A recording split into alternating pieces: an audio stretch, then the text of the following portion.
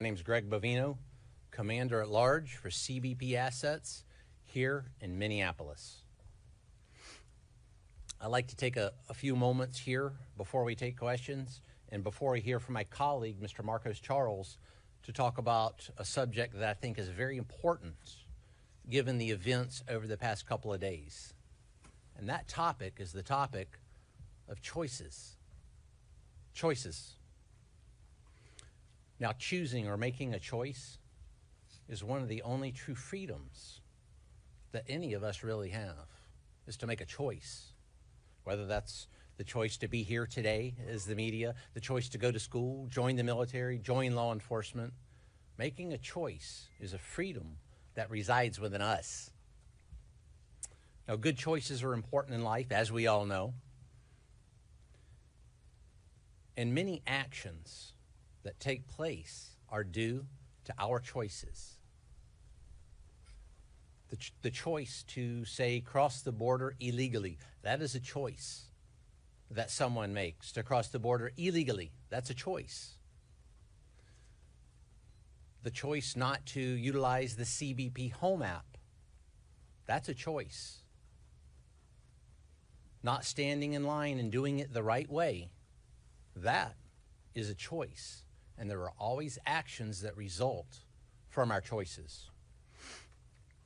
When you choose to use your 5-year-old child as a shield to evade law enforcement, that is a choice that someone makes.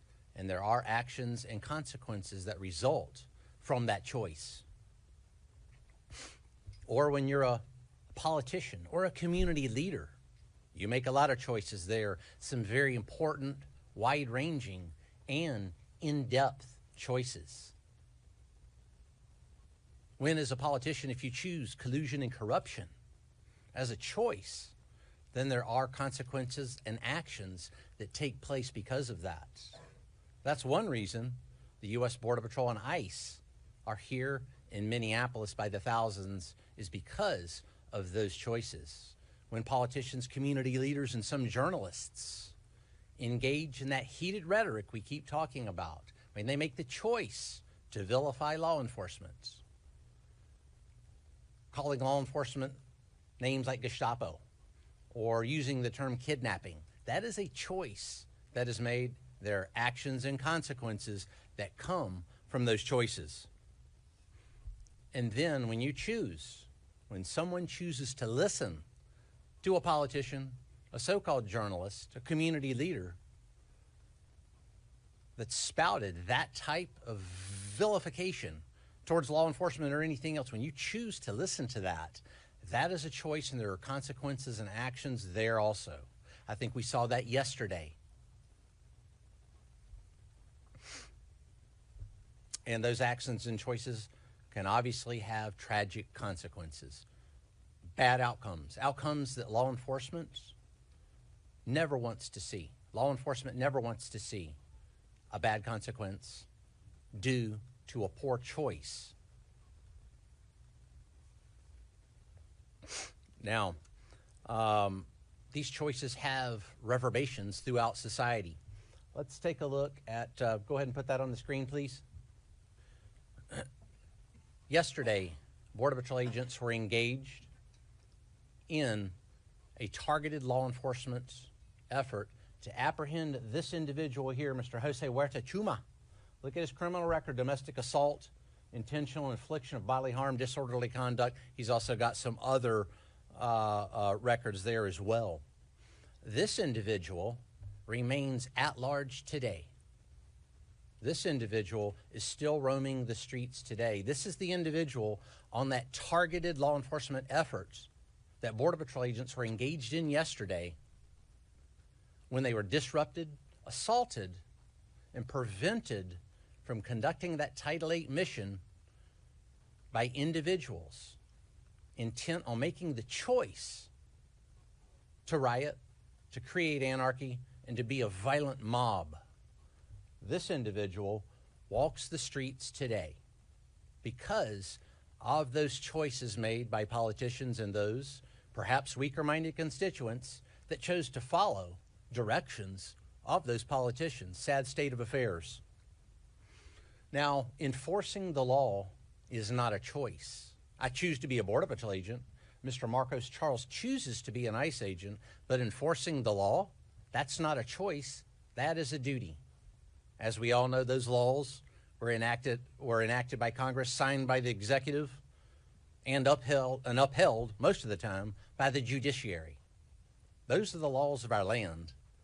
That is our duty to enforce those laws, whether that's a Title VIII immigration law, whether that's chasing a bank robber or a spy or whatever else.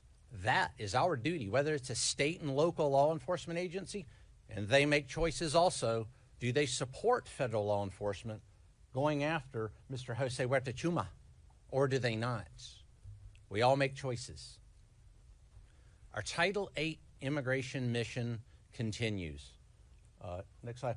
Our Title VIII immigration mission continues unabated here in Minneapolis, despite yesterday's tragedy that was preventable by folks making better choices, politicians, journalists, and would-be anarchists and rioters. This individual from Laos was apprehended within the past 24 hours.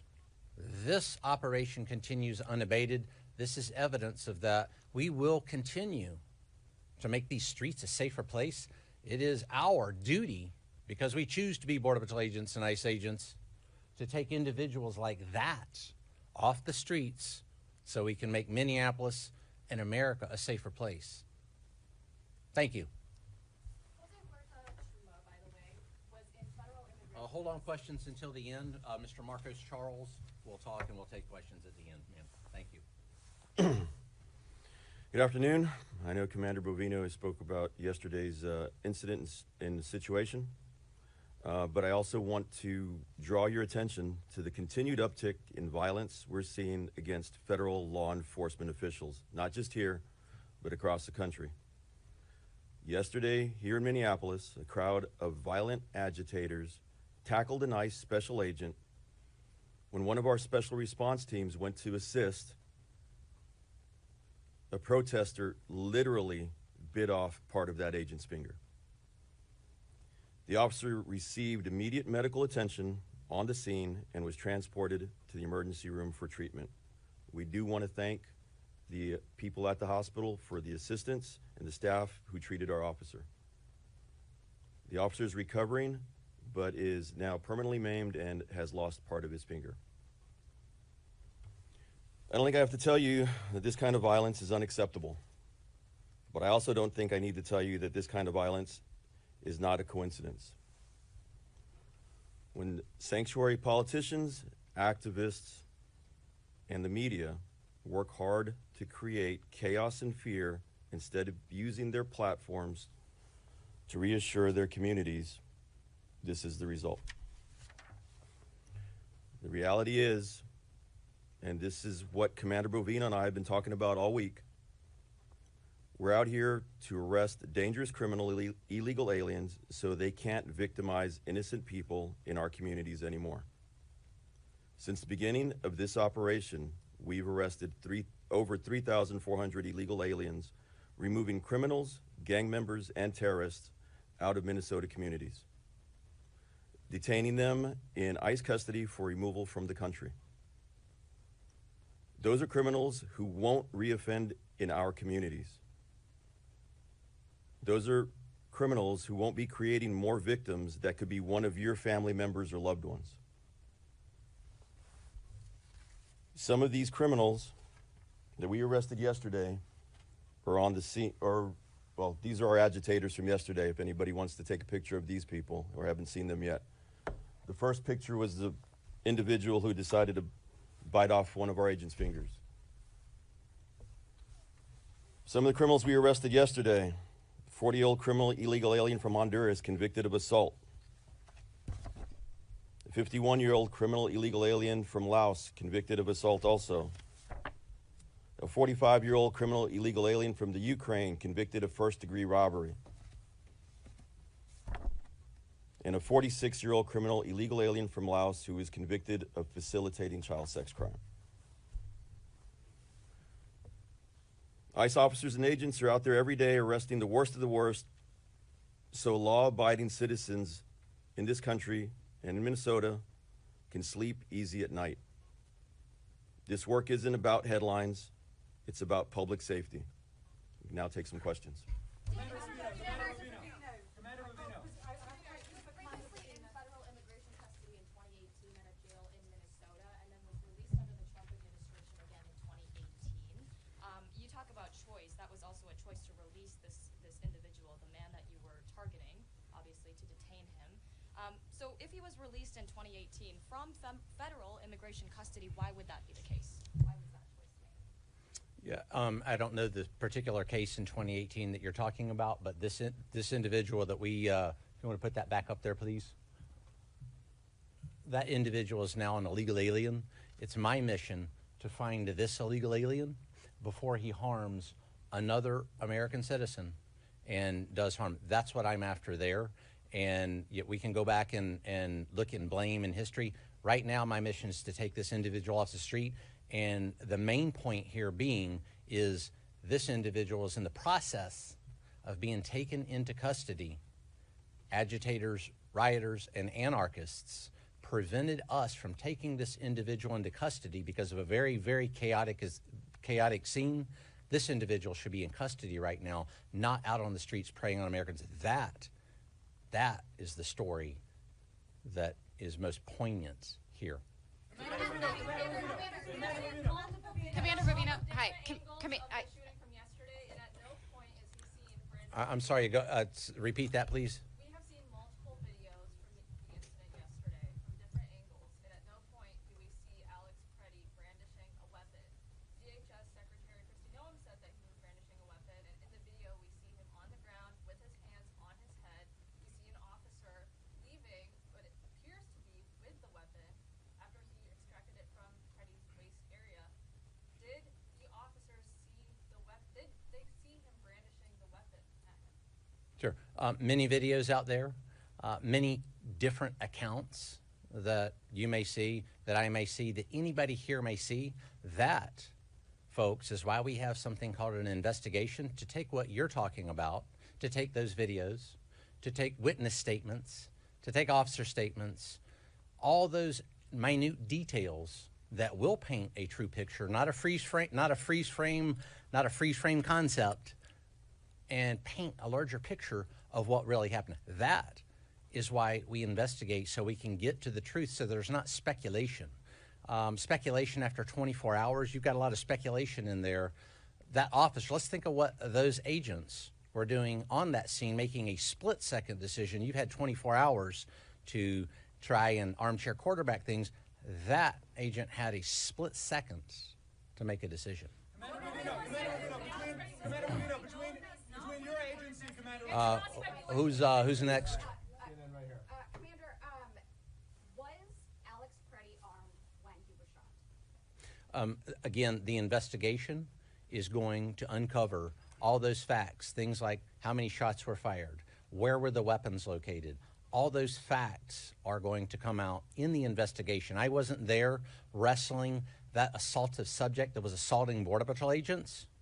I wasn't there wrestling him myself, so I'm not going to speculate. I'm going to wait for that investigation to come. No, don't interrupt me. I'm going to wait till that investigation comes out until I make a decision there. If there's an investigation going on and you have not concluded, isn't it possible this was a bad shooting? Or have you already concluded for yourself that this was justified? I've not concluded anything. I've not given you a conclusion, but what I do know is this individual was on that scene several minutes before that shooting, interfering with a lawful, legal, ethical law enforcement operation to arrest Jose Huerta Chuma. And again, it's back to choices. We just talked about choices. When someone makes the choice to come into an active law enforcement scene, interfere, obstruct, delay, or assault law enforcement officers, and they bring a weapon to do that, that is a choice that individual made. No, Commander Bovino, when it comes to the shooting, from what I understand, there were two agents who fired shots. We know one of the agents had 8 years experience, and we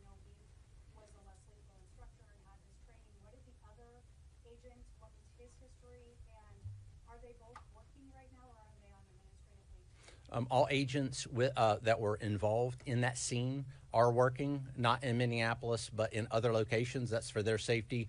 There's this thing called doxing, and the safety of our employees is very important to us. So we're going to keep those employees safe. As far as the number of shots, the number of agents involved, that, again, is going to come out in the investigation. I'm not going to speculate on who did what, when they did it, how they did it, or what exactly occurred there. I'm going to wait for the investigation to let me know what happened. Did have 8 years experience, so we are talking about one of the agents. Yes. We're not talking about the other who shot as well. Because before those facts come out, we need to ensure that we're talking truthfully and accurately. And before I speculate, I'm going to talk truthfully and accurately. Commander Bovino,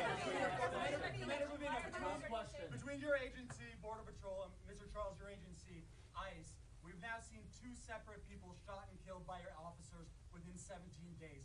Do either of you plan on taking any accountability for those actions? 2 suspects, or you're correct, 2 suspects have been shot, and suspects that assault, delay, obstruct, or threaten a law enforcement officer's life. It goes back to the choices that we just talked about. When individuals make poor choices, poor decisions, come into a law enforcement situation, an active law enforcement situation, conspire to come into that situation, whether that's based on ideology, we don't know. That'll be in the investigation that we just talked about. That's what we base the split-second decisions on, and our law enforcement officers are safe.